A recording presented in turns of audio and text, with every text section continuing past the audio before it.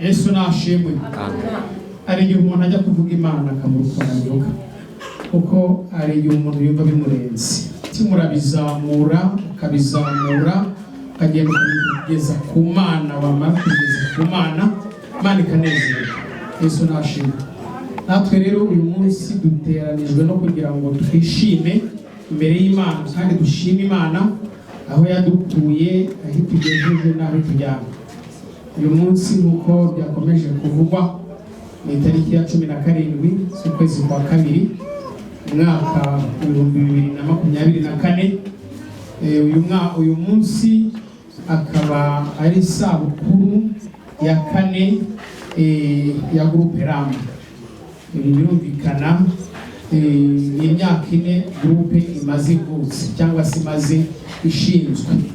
Tukaba twafashe uyu munsi kugira ngo twizihize, kugira ngo twereke Imana yuko tukizirikana kandi ko tukibuka ibyo Imana yadukoreye. Yesu nashimwe. Bagiye bavuga ibintu byinshi bitandukanye bigendanye na Groupe Rama. Nanjye ndagira ngo mvuge yuko Groupe Rama ishingwa hari mu mwaka w'2019. Icyo gihe twari muri gereza ya Mageragere, ntabwo twatinya kubivuga, tukagira n'isoni zo kubivuga. Niba Imana itaragize isoni zo kwitwa data, natwe ntabwo twagira isoni zo kwitwa abana bayo.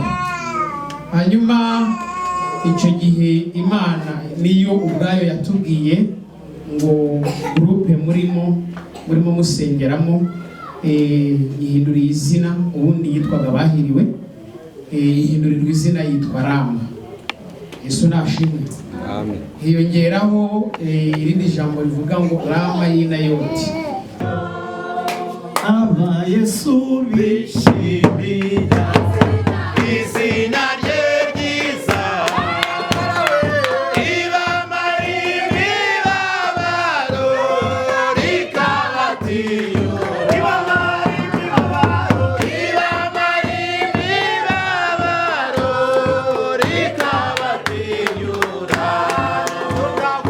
Umurabo yanjye nziza ihora inkingira n'urutare rwubakaho inzu yanyita imivime Mana yandereye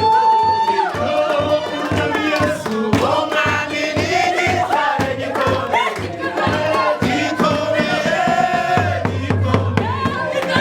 umwami n'igitare gikomeye,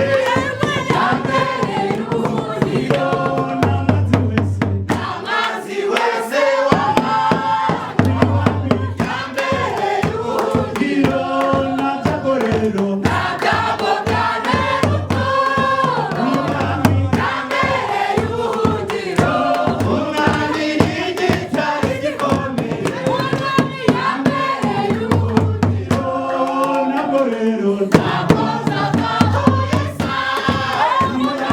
yambereye ubuhungiro, nawe nazabe gukira, umwami yambereye ubuhungiro, umwami Yesu, umwami n'igitare gikomeye,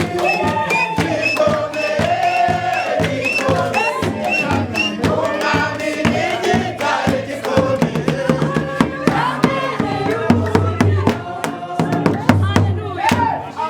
Haleluya. Barushimye Uwiteka. Muri Imana yihagije, muri Imana y'imbaraga nyinshi, ubwama buzima, byiringiro bidakoze isoni. Haleluya. Ugiye